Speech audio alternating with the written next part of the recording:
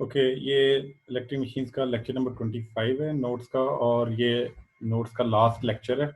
और इस वीक का ये सेकंड लास्ट लेक्चर होगा, और आखिरी लेक्चर में मैं पेपर पैटर्न डिस्कस कर लूँगा, ठीक है। अच्छा, इस लेक्चर में चैप्टर नंबर 8 ही कंटिन्यू है लास्ट लेक्चर से। और लास्ट लेक्चर में हमने डीसी मोटर्स जो थी 5 किस्म की वो की थी, और इस लेक्चर में डीसी जनरेटर्स का जिक्र होगा, ठीक है। डीसी जनरेटर्स शुरू में जब अर्ली इलेक्ट्रिसिटी इन्वेंट हुई थी तो उस वक्त डीसी जनरेटर्स यूज़ होते थे। अब जो है वो डीसी जनरेटर्स यूज़ नहीं होते। तो ये थ्योरेटिकली ही है, प्रैक्टिकली अब डीसी जनरेटर्स जो हैं वो यूज़ नहीं होते। अब सारे जो जनरेटर्स हैं वो एसी जनरेटर्स ही होते हैं, ठीक है। तो इस लेक्चर का मैं थोड़ा आपको ओवरव्यू दे देता हूँ कि इसमें इंट्रोडक्शन टू डीसी जनरेटर्स है, आर्टिकल 8.11 है, ठीक है। और फिर 5 टाइप्स के डीसी जनरेटर्स की टाइप्स हैं, और वो जो टाइप्स हैं उनके बारे में थोड़ा थोड़ा लिखा हुआ है, और सब टाइप्स का ये 5 जो टाइप्स हैं उनकी डायग्राम और इक्वेशंस बस इतना ही करना है हमने, ठीक है।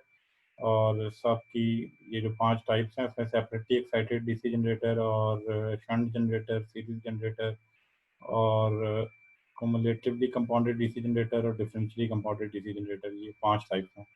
इसमें परमानेंट मैग्नेट डीसी जनरेटर नहीं होता। जो आपने देखा होगा कि ये जो 5 टाइप्स हैं ये डीसी मोटर से मिलती जुलती हैं। जो डीसी मोटर्स की 5 टाइप्स थी उसी से मिलती जुलती ये टाइप्स हैं, उन्हीं के नाम है। सिर्फ फ़र्क ये है कि डीसी मोटर्स में जो है वो परमानेंट मैग्नेट डीसी मोटर भी थी, जबकि इसमें परमानेंट मैग्नेट डीसी जनरेटर नहीं है, ठीक है। बाकी इसमें डिफरेंशियली कंपाउंडेड जो है वो दो अलग अलग नाम लिखे हुए हैं, क्यूमुलेटिवली कंपाउंडेड और डिफरेंशियली कंपाउंडेड, जबकि उसमें डीसी मोटर्स में जो था वो डिफरेंशियली कंपाउंडेड एक ही टाइप थी। वो जो कंपाउंडेड डीसी मोटर थी वो एक ही टाइप थी। उसी के अंदर दोनों को डिस्कस किया हुआ था, क्यूमुलेटिवली और डिफरेंशियली कंपाउंडेड को। तो ये लेक्चर 3 पेजेस का छोटा सा लेक्चर है, और इसको स्टार्ट करते हैं। Introduction to DC generators. DC generators are DC machine use as generators. Machine एक जनरल वर्ड हम यूज़ करते हैं, जैसे सिंक्रोनस मशीन या इंडक्शन मशीन्स के लिए यूज़ करते हैं, जो एज ए जनरेटर भी यूज़ हो सकता है, एज ए मोटर भी यूज़ हो सकता है। इसलिए डीसी जनरेटर जो हैं वो ऐसी डीसी मशीन हैं जो एज ए जनरेटर यूज़ होती हैं। There is no real difference between generator and motor except for the direction of power flow.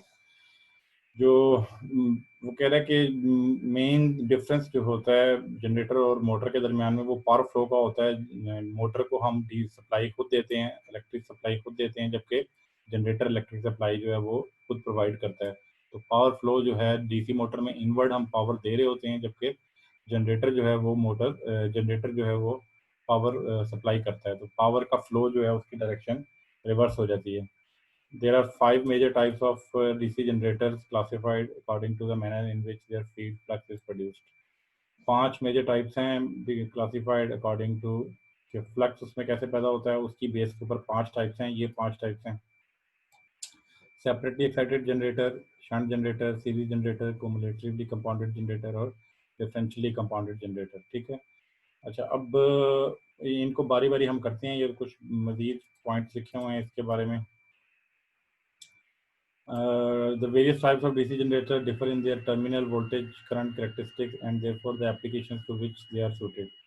जिस तरह हमने डीसी मोटर्स में देखा था कि जो डिफरेंस है उसमें वोल्टेज और करंट का डिफरेंस होता है। ये जो पांचों टाइप्स हैं, और इसीलिए वो डिफरेंट एप्लीकेशन में different types of generators use होते हैं। DC generators are compared by their voltages, power ratings, efficiencies and voltage regulations.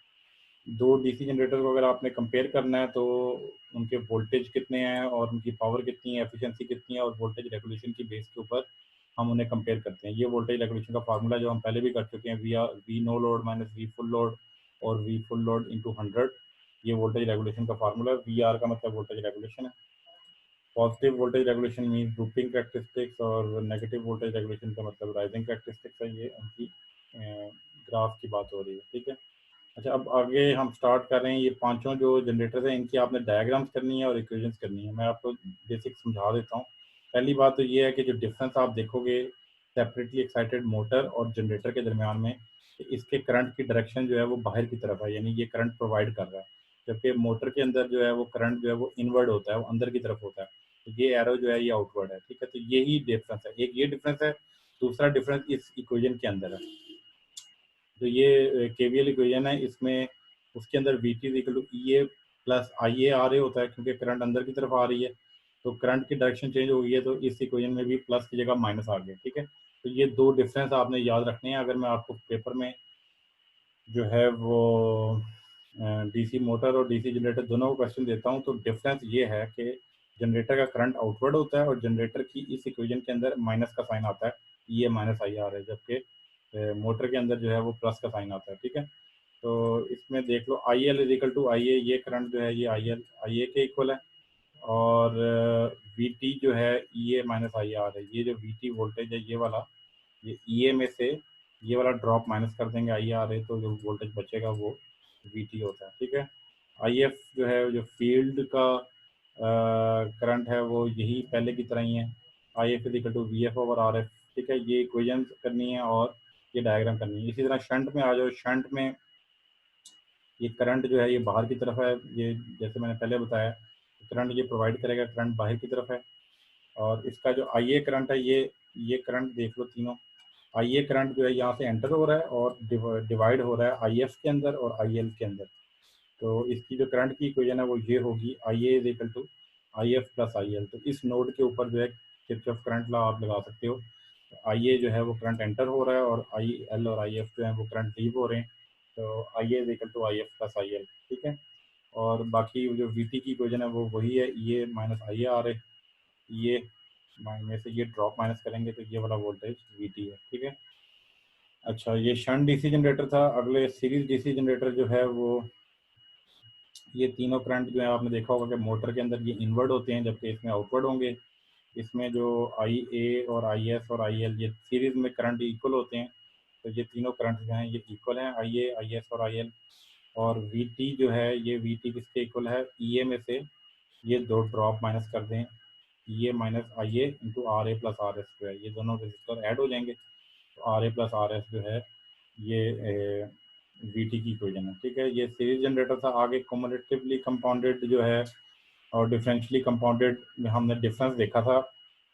पहली बात तो ये कि इसका करंट बाहर की तरफ है जनरेटर की वजह से,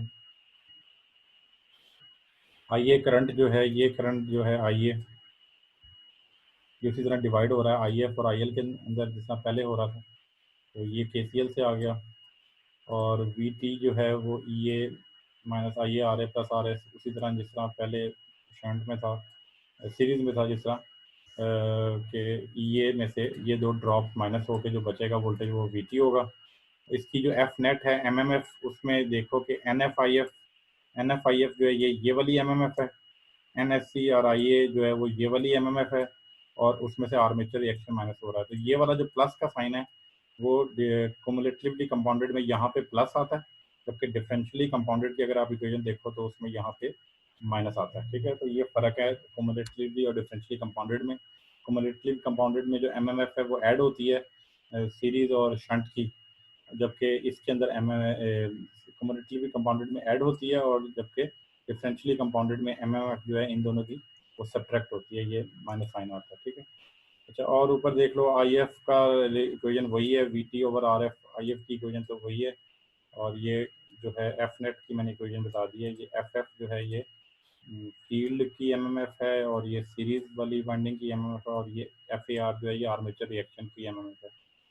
अच्छा डिफरेंशियली कंपाउंडेड का ये सर्किट है, करंट बाहर की तरफ है और I A equal to I L plus I F, उसी तरह ये करंट एंटर हो रहा है, ये दोनों करंट लीव हो रहे हैं, तो आई एफ की इक्वेशन वही है, V T over R F, V T की इक्वेशन भी वही है, E A minus I A into R A plus R S.